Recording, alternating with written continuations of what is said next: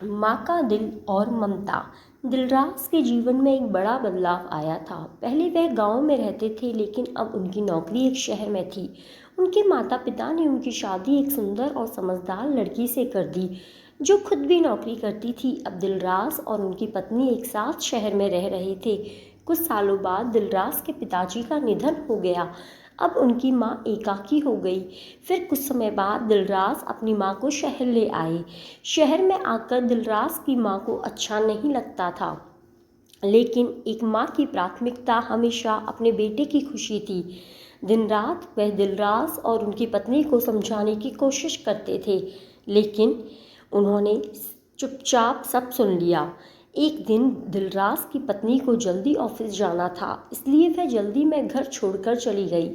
फिर दिलराज भी जल्दी में ऑफिस पहुंचा। कुछ समय बाद उनकी माँ ने देखा कि उनके बेटे ने अपना खाना घर पर भूल गए हैं। माँ का दिल झकझोर हो गया। माँ ने बिना देर किए फटाफट ऑफिस पहुंचकर उनके पास कुर्सी पर बैठ गई, क्योंकि कंपनी में बाहर जाने की अनुमति नहीं थी। बेटे को परेशान नहीं करने के लिए माँ ने फ़ोन नहीं किया, बल्कि मैसेज किया, लेकिन दिलराज अपने काम में बिजी थे और मैसेज पर ध्यान नहीं दिया। माँ ने बाहर इंतज़ार करते हुए कई घंटे बिता दिए और दिलराज का कोई जवाब नहीं आया। माँ की चिंता बढ़ गई।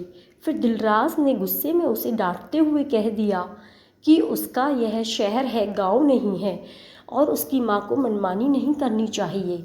माँ ने खाने का टिफ़िन दिलराज के पास पहुँचाया और दिलराज का दिल झकझोर हो गया। दिलराज को यह एहसास हुआ कि उसने बिना सोचे समझे माँ को डांटा है, जबकि माँ बिना किसी शिकायत के उसके लिए आई थी। दिल झकझोर होने के बाद वह अपने किए गए आचरण पर पछतावा करते हुए अपनी माँ के लिए बेहतर तरीके से देखभाल करने लगे। इसके बाद माँ को शहर भी अच्छा लगने लगा।